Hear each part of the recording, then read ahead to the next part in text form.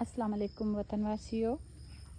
रात खां जीअं बरसाति हली ऐं बरसाति जीअं ई बंदि थी आहे त हमेशह जीअं आउं पंहिंजे स्कूल जी सार लहण जे लाइ निकिरंदी आहियां त किथे मुंहिंजे स्कूल जो को नुक़सानु त नाहे थियो। जीअं त कल्ह असां पंहिंजे स्कूल खे साफ़ु करे छॾियो ऐं हिते काफ़ी वण आहिनि, उन जे वजह सां तमामु घणी तेज़ तूफ़ानी बरसाति ऐं हवा हुई। उन जे करे ही सॼो जेको माहौल आहे उहो सॼो मन के तव्हां ॾिसो था त सफ़ाई जो सॼो सिस्टम ख़राबु थी चुको आहे। पर ख़ैर इहो मसइलो न आहे। ऐं हमेशह जीअं पंहिंजे स्कूल खे जीअं साफ़ु रखंदी आहियां त बिल्कुलु ईअं ई साफ़ु रखंदासीं। ख़्यालु रखंदी आहियां पंहिंजे स्कूल जे वणनि जो, गुलनि जो, ॿूटनि जो।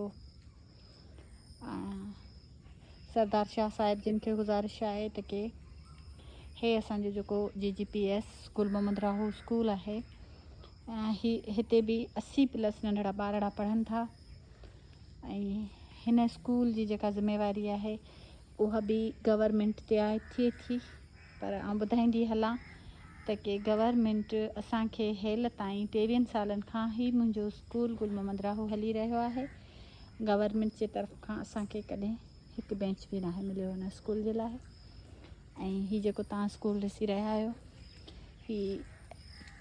हिन में 2 रूम जेके ठहियल आहिनि उहे हैंड्स जे तावनि सां ठहियल आहिनि ऐं बाक़ी जेको बि तव्हां कमु ॾिसो पिया इंसान दोस्त माण्हुनि जी मदद सां ठहिया आहिनि। ऐं हिन जी जेका ज़िमेवारी आहे उहा स्कूल जी गवर्नमेंट ते आहे। असां पंहिंजे वसाहर तमामु घणी कोशिशि कंदा आहियूं हिन स्कूल जे लाइ ऐं 20 सालनि ताईं हिन स्कूल में ते फ्री ऑफ कास्ट रज़ाकाराना तौरु तालीम ॾिनी आहे। बिल्कुलु वणनि जी छांव में पट ते वेही ॿारनि खे पढ़ायो आहे। ऐं जेका मुंहिंजी ज़िमेवारी आहे, जेको मुंहिंजो फ़र्ज़ु आहे, उन में मूं कॾहिं बि कोताही नाहे कई। ऐं हाणे आउं सरदार शाह साहिब जिन खे ज़ोरदार अपील कंदसि त ही न्याणी जो स्कूल आहे, हिते हिन खे बाउंड्री वॉल जी ज़रूरत आहे। हिते काफ़ी हिन स्कूल जा मसइला आहिनि, सो थोरो महिरबानी करे असांजे स्कूल गुल मोहम्मद राहू जी तरफ़ बि तवजा ॾिनी वञे त जीअं हिन स्कूल जा जेके बुनियादी मसइला आहिनि उहे उहे गवर्नमेंट जे तरफ़ खां हल थी सघनि।